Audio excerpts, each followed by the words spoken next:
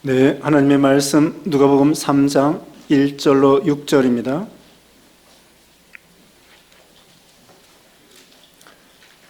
누가복음 3장 1절 말씀. 디베르 황제가 통치한 지 15해 고 본디오 빌라도가 유대의 총독으로 헤롯이 갈릴리의 분봉왕으로 그 동생 빌립이 이두레와 드라고니 지방의 분봉왕으로 루사니아가 아빌레네의 분봉왕으로 안나스와 가야바가 대제사장으로 있을 때에 하나님의 말씀이 빈들에서 사가랴 아들 요한에게 임한지라. 요한이 요단강 부근 각처에 와서 죄사함을 받게 하는 회개의 세례를 전파하니 선지자 이사야의 책에 쓴 바 광야에서 외치는 자의 소리가 있어 이르되 너희는 주의 길을 준비하라. 그의 오실 길을 곧게 하라. 모든 골짜기가 메어지고 모든 산과 작은 산이 낮아지고 굽은 것이 곧아지고 험한 길이 평탄해질 것이요 모든 육체가 하나님의 구원하심을 보리라 함과 같으니라. 아멘. 오늘 본문은 누가복음 3장 1절로 6절, 제목은 주님을 영접할 준비. 주님을 영접할 준비라는 제목으로 하나님 말씀 증거하겠습니다. 우리는 이미 예수님을 믿어 마음에 예수님을 영접하였습니다. 그런데 예수님을 믿은 다음에도 우리 마음이 더럽고 또 험하고 그럴 것 같으면 주님과 우리가 멀어지고 생명의 역사가 없습니다. 그래서 우리가 예수님을 믿은 다음에도 우리 예수님과 늘 동행하는 그런 삶이 되기 위해서는 우리 마음을 깨끗하게 하고 주님을 모실 만한 그런 믿음의 성전이 돼야 된다는 것입니다. 여기 오늘 본문에는 이제 예수님이 30살 하나님의 일을 시작할 때의 이야기가 나와 있습니다. 여기 2장에서는 이제 다음 시간에 말씀드리려고 하는데요. 예수님이 초림, 탄생했을 때의 그 이야기가 나와 있고 이제 30년이 지나서 예수님이 이제 드디어 성역, 하나님의 일을 시작할 때 30살이 되었습니다. 그때의 상황은 오늘 본문의 말씀 보면은 이제 세례 요한을 먼저 보내서 세례 요한을 통하여 바로 6개월 뒤에 오실 예수 그리스도를 잘 믿을 수 있도록 마음의 준비를 시키는 그런 역할을 세례 요한이 하게 됩니다. 그래서 세례 요한은 예수님보다 6개월 먼저 태어나고 6개월 먼저 하나님의 일을 시작하는데 자기 뒤에 올 예수님이 하나님의 아들이고 우리의 구주가 되신 것을 증거하고 준비시키는 그런 세례 요한이 여기 본문에 나와 있는 것입니다.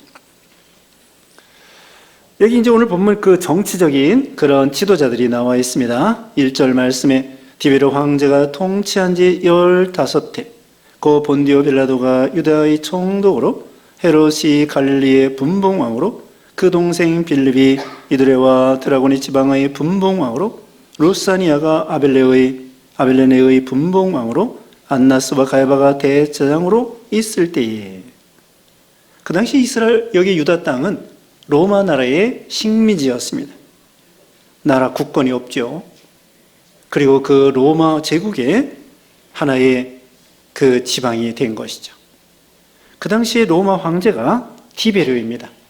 티베리우스인데 이분은 2장에 나오는 로마 황제 이름이 아우구스투스인데 그 2장에 나온 그분이 죽은 다음에 그 양자가 되는 이 디베로가 황제를 이어받게 되었습니다. 그래서 2장에서 30년이 흘렀다고 그랬죠. 그 다음에는 본디오 빌라도가 나옵니다. 본디오 빌라도, 이 사람은 로마 사람으로서 로마 국가가 보낸 유대 지방의 총독입니다. 5번째, 5대 총독이에요. 근데 이 사람이 3년 후에 예수님을 십자가에 못 박도록 그렇게 재판한 아주 불의한 재판관이죠. 그 다음에는 헤롯이 나옵니다. 이 헤롯은 대헤롯의 아들 안디바입니다. 대헤롯의 아들이 많이 있었는데 그 중에 한 사람이 헤롯 안디바. 이 사람이 갈릴리의 분봉왕으로 그렇게 있습니다. 분봉왕이라고 하는 것은 어떤 그 지역을 나누어서 통치하는 작은 왕들입니다. 옛날에 황제가 각 지방에 이렇게 지역을 나눠서 그 작은 왕으로 책봉하는 것. 그래서 작은 어떤 지역을 다스리는 왕이 황제의 명을 받들어서 작은 지역을 다스리는 왕이 분봉왕입니다. 그래서 대헤롯이 죽은 다음에 4명의 아들이 유대 나라를 4수로 나누어서 나라를 사분할해서 통치하게 된 것이죠. 그 다음에 동생 빌립이 이두레와 드라고니 지방의 분봉왕으로, 루사니아 아벨레네의 분봉왕으로 이렇게 지금 통치하게 되었습니다. 그리고 거기에 그 제사장은 안나스와 가야바입니다. 안나스는 전임 제사장인데 가야바의 장인이고, 가야바는 현재 예수님이 십자가 이제 일하고 십자가에 죽으실 때에 그 가야바죠. 자, 이와 같이 이 누가는 이 세상의 역사에 그 왕들, 총독들, 이런 사람들의 이름을 기록해 놓았습니다. 이건 우리 예수님이 이 땅에 오신 것은 역사적인 사실이라는 것을 가르쳐 주고 있습니다. 예수님이 오신 것은 어떤 꾸며낸 이야기가 아닙니다. 신화나 꾸며낸 이야기가 아니에요. 이것은 픽션이 아닙니다. 소설이 아닙니다. 이것은 예수님이 오셨다고 하는 것은 팩트, 사실이란 말입니다. 그래서 예수님이 역사적인 사실적인 인물로 이 세상에 오신 거예요. 원래는 우리 예수님은 역사를 창조주이시고 하나님의 아들이시고 역사를 주장하시고 그런 예수님이 우리 인간을 구원하려고 인간의 역사 속에 예수님이 인성을 입고 동정녀를 통하여 이 세상에 오신 것이죠. 우리 예수님은 창조하기 전에 삼위일체 하나님으로 성부, 성자, 성령 삼위일체 하나님으로 계신 하나님의 아들이에요. 그분이 창조주이시고요. 그리고 이 창조한 후에 인간의 역사가 흘러가고 있습니다. 우리도 여러분도 1900 몇 년도에 태어났습니다. 그래서 지금 살고 있죠. 역사가 진행되고 있습니다. 그런데 우리 예수님께서 2000년 전에 인간의 역사 속에 인간을 구원하려고 이 땅에 오신 거예요. 이건 대단한 하나님의 역사이죠. 우리 인간은 지금 3차원에서 살고 있습니다. 3차원에 살고 있는데 우리 예수님은 이 세상에 오시기 전에 고차원, 몇 차원인지 몰라요. 10차원인지 16차원인지 아주 고차원의 그런 세계에서 우주를 만드신 하나님이시고요. 그런 분이 저차원 되는 이 3차원의 세계에 예수님이 오셔서 태어나시게 되고 살게 되신 것이죠. 아무튼 우리 예수님은 하나님은 역사를 주관하시는 하나님이시라. 이 왕들은 이들이 스스로 왕이 되었습니다. 로마 황제도 마찬가지고 빌라도도 마찬가지고 또 빌라도는 물론 로마 황제가 임명해서 총독이 되었지만 이 사람들은 다 나름대로 정치하고 싶어서 왕이 되고 싶어서 이렇게 권력 투쟁을 하고 땅을 로마 제국은 어떻게든지 땅을 많이 얻으려고 하고 그 다음에 또 왕들이 나오고 총독들이 나오고 이렇게 되는 것이죠. 그래서 우리 하나님은 이런 왕들을 세우고 폐한다는 거예요. 다니엘 2장 21절에 그는 때와 계절을 바꾸시며 왕들을 폐하시고 왕들을 세우시며 지혜자에게 지혜를 주시고 왕들을 폐하기도 하고 왕들을 세우기도 하신다는 거예요. 제국도 흥망성쇠가 있습니다. 로마 나라가 500년, 1000년 갔어요. 서로마는 500년, 동로마는 1000년 갔습니다. 그것도 예전에 아수르 나라, 바벨론 나라, 메데 페르시아 나라, 그 다음에 헬라 나라, 로마 나라, 제국도 흥망성쇠가 있고요. 나라도 흥망성쇠가 있고요. 왕도 하나님이 세웠다가 폐하시다가 세우시고 하나님이 주장하시는 거예요. 우리나라 대통령도요, 어제 탄핵 소추 당했는데 또 이제 모르겠습니다. 헌법재판소에서 어떻게 결정이 날지. 어쨌든 하나님이 왕을 세우기도 하고 폐하기도 하시고 알 수 없어요. 하나님이 주장하시는 거예요. 인간의 역사를 하나님이 주장하시는 거예요. 자, 외적으로는 이런 왕들이 자기네들이 마음껏 권력 투쟁을 통하여 싸우고 빼앗고 올라가고 겉멋술수를 쓰고 이렇습니다. 여기 지금 헤롯이, 여기 헤롯의 대헤롯의 아들 안디바스라고 그랬죠. 그 대헤롯은 그 예수님 당시에 예수님이 베들레헴에서 탄생했잖아요. 동방박사들이 말 듣고 베들레헴의 2살 아이들을 싹 죽인 사람이에요. 그래서 이 사람이 예수님이 탄생한 다음에 얼마 있다가 죽었어요. 대헤롯이. 근데 그 사람은 로마 황제의 아부해가지고 원래는 에돔 사람이에요. 에돔 사람인데 이 유대 나라를 다스린 거예요. 로마 황제의 인심을 사가지고 아부해서. 그리고요, 이 사람이 자기 아들 3명을 죽였어요. 자기 아들 3명을 죽였어. 자기 아들이 자기 권세를 넘본다고 의심해가지고 세 아들을 죽였어. 그리고 둘째 부인을 죽였어요. 그러면서 권력을 유지하려고 한 거예요. 세상은 이렇게 험악합니다.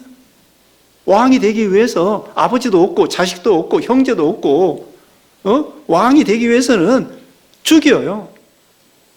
이것이 세상 권력 투쟁이고 우리나라도 그런 거예요. 어디나 그래. 북한에도 그런 거예요.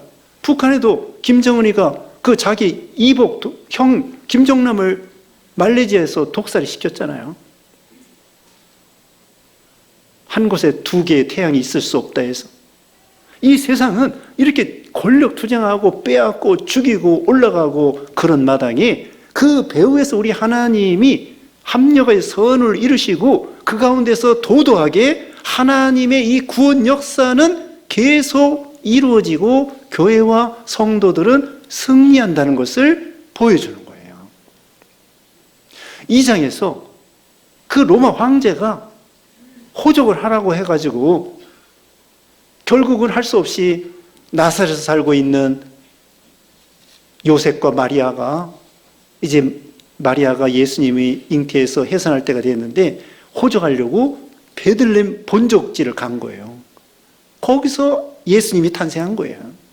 로마 황제는 호적을 해서 세금을 많이 거두기 위한 작전이었지만 하나님은 그 과정을 통하여 하나님이 인간의 구원 역사를 이루어 나가시는 하나의 도구로 사용하는 거죠. 나중에 빌라도가 예수님을 십자가에 못 박아 죽여버립니다. 선고하는 거예요. 그런데 하나님은 그걸 또 이용하셔. 빌라도와 제사장들과 바리새인들이 예수님을 죽여라 해서 죽였는데 우리 하나님께서는 예수님을 속죄 제물로 삼아가지고 우리 인간의 죄를 짊어지고 죽도록 허락하시고 우리를 그 가운데에서 구원하게 하시려고 구원하시게 된 거예요.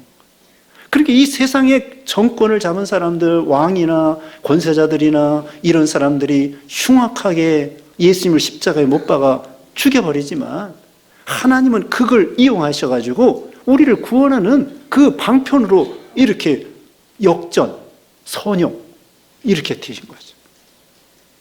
그러니까 이 역사를요 세상 왕들이 주장하는 것 같은데 결국은 그 배후에서 하나님이 허락하고 하나님이 주장하시고 결국은 왜 그러냐? 우리 예수 믿는 신자들이 구원, 영생 이것을 위해서 다 하나님이 허락하시는 거예요. 세상 전쟁도 코로나 바이러스도 하나님이 다 우리 인간 구원을 위해서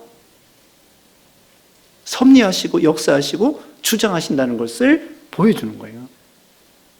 그러니까 우리는 그냥 외적인 모습만 보고 함부로 낙심할 것도 없고 두려워할 것도 없고 모든 만사가 하나님이 다 주장하셔요. 우리 구원을 위해서. 그 다음에 이제 2절 봅니다. 안나스와 가야바가 대제사장으로 있을 때에 하나님의 말씀이 빈들에서 사가랴의 아들 요한에게 임한지라. 하나님의 말씀이 빈들 광야에 있는 세례 요한에게 임하게 되었습니다. 이것은요 특별한 역사입니다.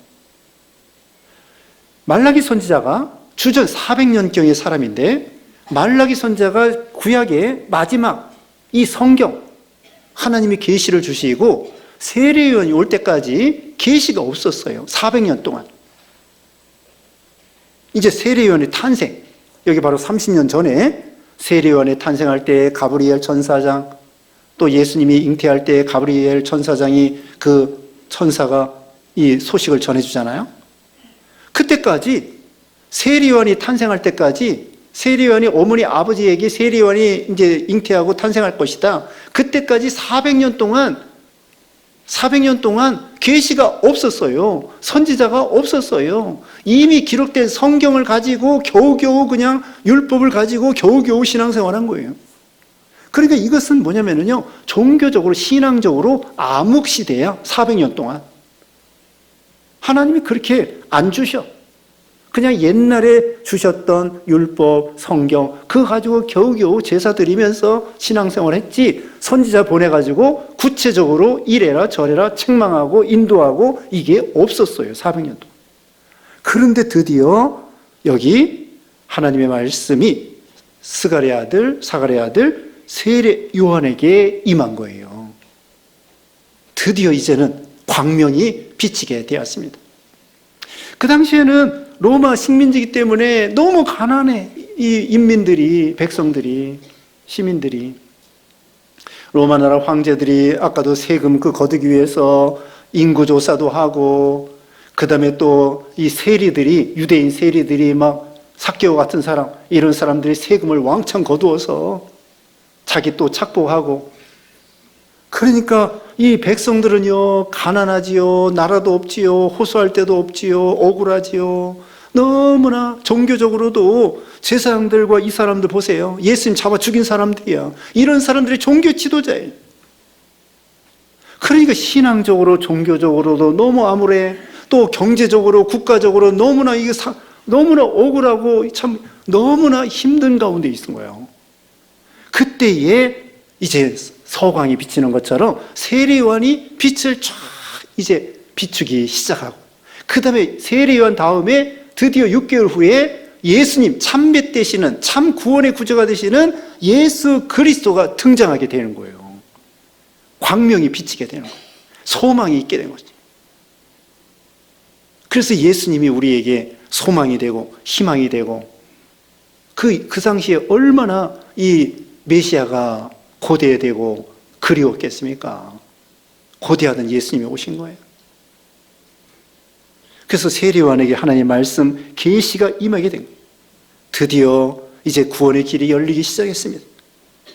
그래서 세례 요한이 이렇게 했습니다. 3절에 요한이 요단강 부근 각지에 와서 죄사함을 받게 하는 회개의 세례를 전파하니 선지자 이사야 책에 쓴 바 광야에 외치는 자의 소리가 있어. 회개의 세례. 회개해야 예수님을 믿는 거예요. 물론 믿어야 회개한다는 말도 되지만, 그래서 이 세례 요한이 첫 번째 일성, 첫 번째 말이 뭐냐면요, 마태복음 3장 2절에 보면은 회개하라 천국이 가까웠느니라. 예수님 첫 번째 말씀이 뭘까요? 똑같아. 회개하라 천국이 가까웠느니라. 세례 요한도 회개하라 천국이 가까웠느니라. 예수님도 회개하라 천국이 가까웠느니라.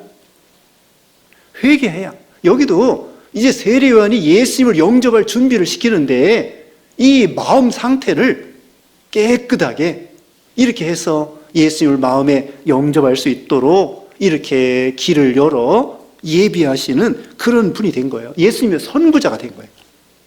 길을 닦아주는 거예요. 옛날에는 왕이 행차하면은 길을 깨끗하게 청소하고 풀도 뽑고 그렇게 하는 거예요. 왕이 행차하는데 청소도 안 하고 지저분하면 되겠습니까? 군대 생활할 때요, 사단장이 오신다. 별 2개의 사단장이 오시면은 이제 중대 병사들은 이제 참 힘들어요. 막 청소하고 막 관물 떼며 뭐 저기 화장실이며 뭔가 모든 게 빛과 번쩍하게 깨끗하게 해놔야 되거든요. 오늘날도 여러분이 신방 간다면 어때요? 신방 간다고 하면. 그래서 청소 좀 하셔야지.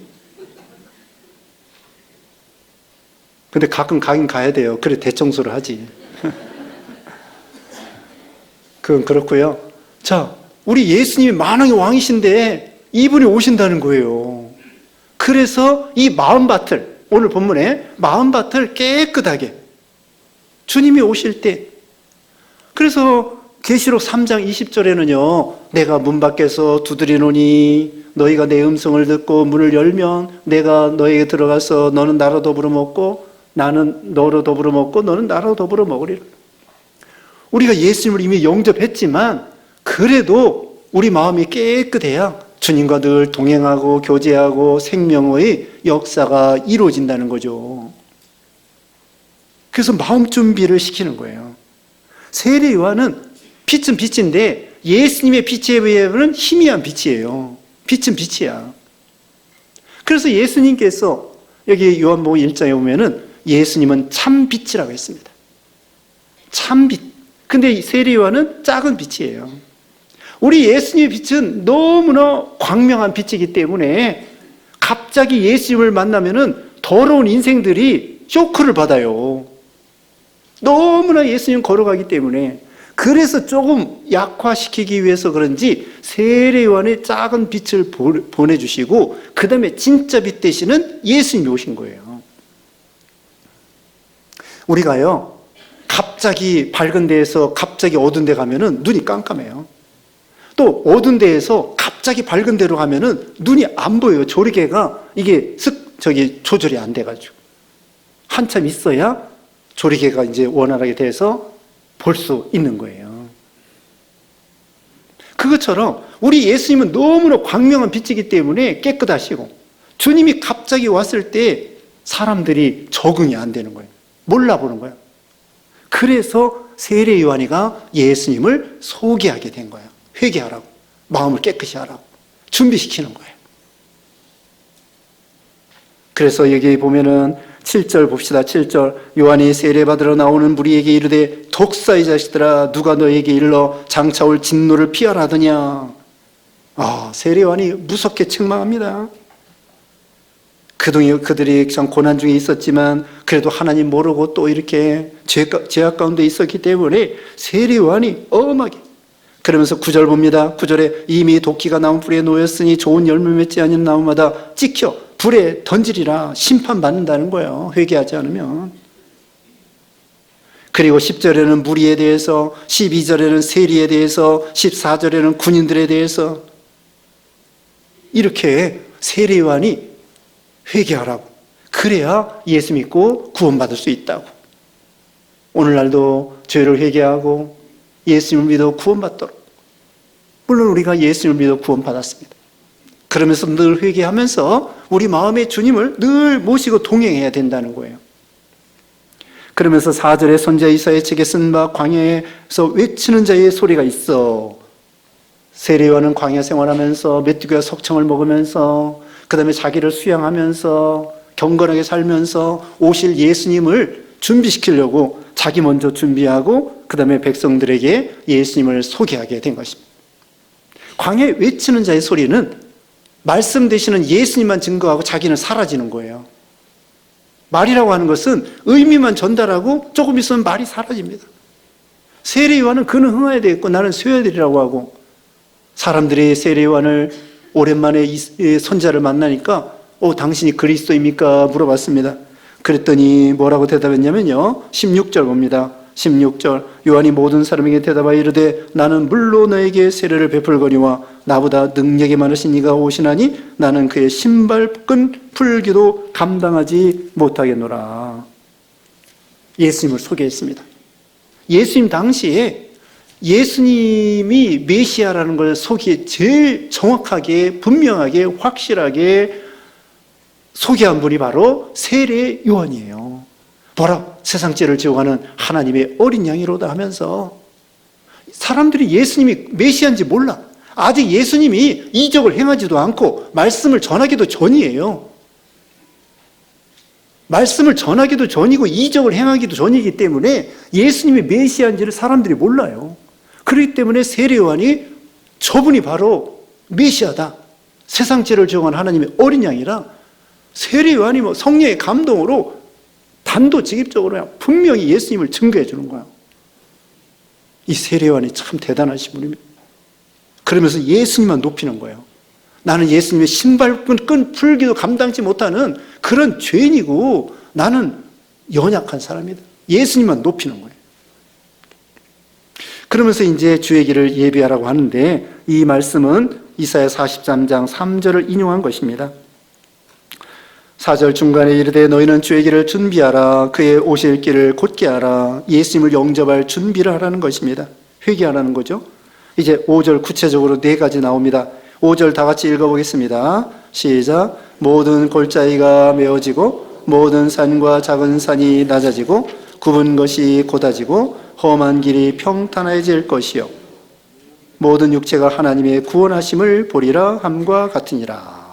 4가지입니다. 첫째, 모든 골짜기가 메어지고, 우리 마음 상태가 골짜기와 같은 그런 마음, 음침한 마음. 이 골짜기는 뭐냐면요, 욕심, 음침한 마음, 그 다음에 우울한 마음, 열등의식, 이런 걸 가리켜요. 열등의식, 우울한 마음, 그 다음에 욕심, 이런 음침한 마음, 이런 마음을 다 예수님을 통하여 회개하면서 메꿔 나가라는 거예요. 그런 마음에는 예수님이 같이 있을 수 없다는 거죠. 두 번째로는 무엇입니까? 모든 산과 작은 산이 낮아지고, 이건 교만한 마음이에요. 교만한 마음을 다 깎아버리라는 거예요. 큰 교만, 작은 교만, 큰 산, 작은 산. 작은 교만이 뭐예요? 작은 교만이. 큰 죄, 작은 죄, 큰 교만, 작은 교만. 여러분, 잘난 사람만 교만한 것이 아니라요, 못난 사람도 교만합니다. 권세 있는 사람만 교만한 것이 아니라 권세가 없는 사람도 교만하고요, 사람은 교만해요, 다. 지식이 많은 사람만 교만한 것이 아니라 무식한 사람도 교만해요. 무식해도 교만해요. 자기가 옳다는 거예요, 틀렸는데도. 자기 주장이 옳다는 거예요. 무식해도 고집불통이 돼가지고 자기가 끝까지 옳다는 거예요. 그게 교만이에요. 틀린 거 틀린 거고 옳은 거 옳은 건데, 부자만 교만한 것이 아니라 가난한 사람도 교만합니다. 그런 교만, 이건 우등의식, 그 다음에 자존심, 이런 것도 다 버리라는 거예요. 그 다음에는 굽은 것이 곧아지고, 이건 삐뚤어진 마음입니다. 굽은 것. 우리 마음이 왜곡된 거예요. 정상적인 생각이 아니야. 성격이 삐뚤어졌어. 성격이 삐뚤어졌어요. 그래서 대인관계 할 때에도 말도 삐뚤어지게 말하고, 행동도 삐뚤어지게 행동하고, 생각도 삐뚤어지게 생각을 하는 것을 말합니다. 비진리를 생각하고, 틀린 것을 옳다고 생각하고, 네? 잘못된 사상이 옳다고 생각하고 비진리를 옳다고 생각하는 거예요.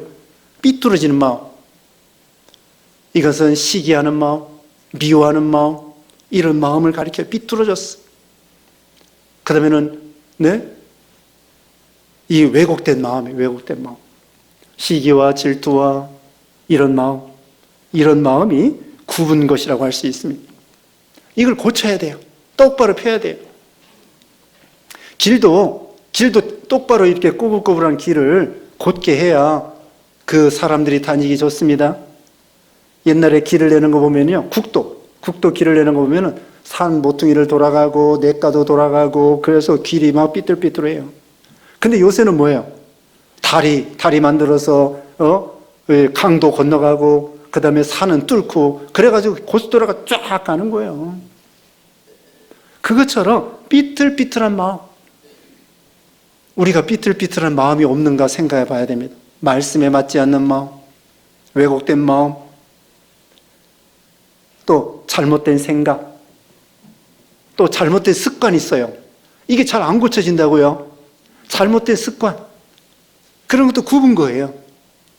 그런 굽은 것을 다 청산하고 깨끗하게 하고 똑바로 정로로 걸어가라는 거예요. 내년에 우리 표어가요, 정로로 걸어가라. 여호수아가 말하기를 좌로나 우로나 좌로나 치우치지 말라. 정로로 정정당당하게 바른 길 걸어가는 거예요. 굽은 것이 곧아지고, 그 다음에 네 번째 뭡니까? 험한 길이 평탄해질 것이요. 험한 길은 뭡니까? 바위가 막 울퉁불퉁하고 그 다음에 가시나무가 있고 이 길이 제대로 닦아지지 않은 것이 험한 길인데, 우리 마음은 어떤 마음일까요? 강포한 마음이에요. 잔인한 마음이에요. 무서운 마음이에요. 싸우자고 하는 마음이에요. 분노하는 마음이에요. 이게 바로 이 험악한 강팍한 마음, 무서운 마음. 데모하는 사람 보세요. 데모하는 사람 웃으면서 데모하는 거 봤습니까? 인상 쓰면서 막 무서운 얼굴로 데모하는 거예요. 싸우자, 전쟁하는 거예요. 전쟁하는 마음, 데모하는 마음, 또 깡패와 같은 마음, 조폭의 마음, 야쿠자의 마음, 그런 마음이, 이것이 바로 험한 마음입니다. 분노하는 마음, 살인.